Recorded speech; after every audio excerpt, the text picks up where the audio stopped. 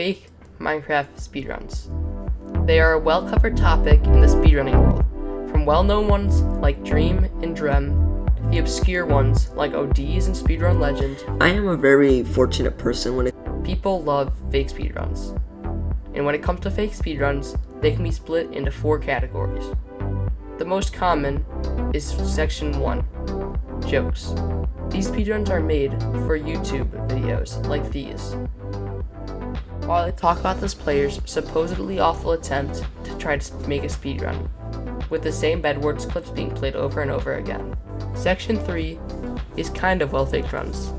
These runs seem real to the casual player, but those who are in the MCSR community know they are fake. Think of runs like Loya.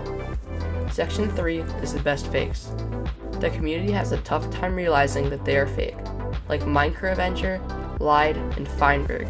But there's the most funny section, Section 2. Runs people tried to pass off as real, but were obviously faked, but were genuine attempts to fool the community, like Big Tony or Speedrun Legend. The run I have today fits into that category. This is PVPBOT's Fake 652. Also, this was made 9 months ago, so it was before Loki's 650. In a video like this, I would like to get into the runner, so let's do that. His previous videos was... so he has no past speedrun videos, but maybe the short to paint a speedrunning picture.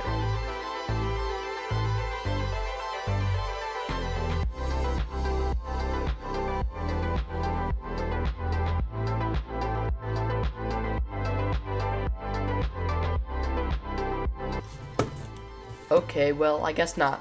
Let's get into the run. We start on the wall. Notice how these two are overlapping and how there's a gap between these two. You look at the instances of themselves and see that the top 2 are plains and the bottom 2 are forests.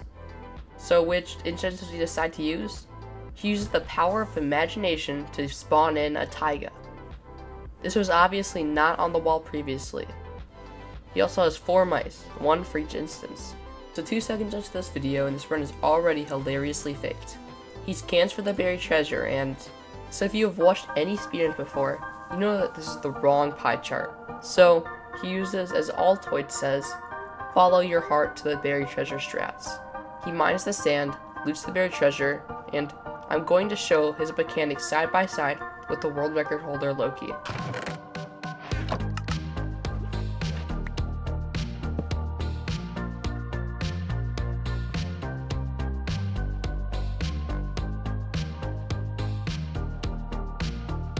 He doesn't get the iron advancement. When he explodes the TNT, he stands far away from it. Good, right? You be much closer to the explosion and take a half heart of damage that you will regenerate instantly. Also, this lava pool does not exist on 1.16.1. But we can see in F3 that he is playing on 1.16.1. So we made this lava pool. Also, in 1.16 you spawn here instead of over here. When he spawns in the Nether, he spawns on top of a bridge bastion. When I go into the Nether on the same seed,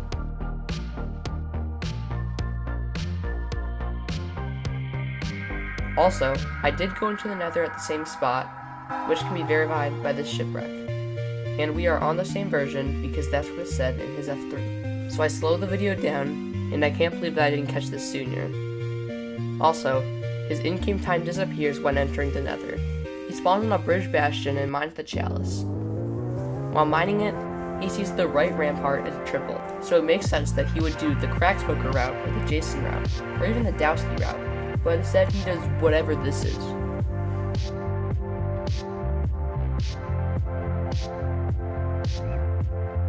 We watch his super fast chest looting. He pearls to the fort and doesn't drink the fire resistance as he gets set on fire as a reminder to drink it. He throws out the glass bottle, and look at his incredibly sorted hotbar. He goes to the other spawner, and then he goes back to his original spawner and picks up a blaze rod that he decides to save for later. He builds the portal by bridging on top of it and taking damage when he falls down. Then is the eye measuring split.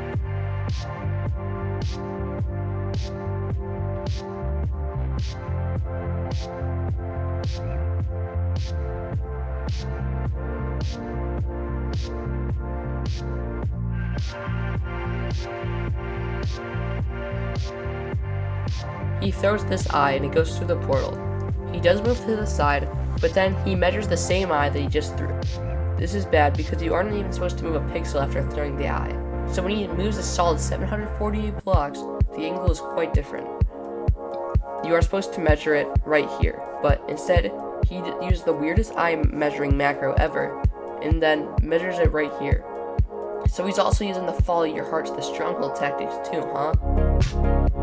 So he goes to quartz, takes useless damage here by jumping off the block.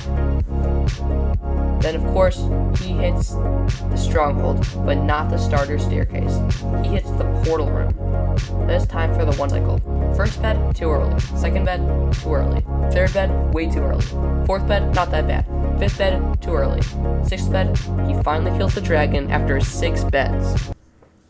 Yes, it's probably rage bait. Fortunately, I'm not going to give this guy any clout because I couldn't give anyone clout if I tried. Thank you for staying to the end of this video and have a great day.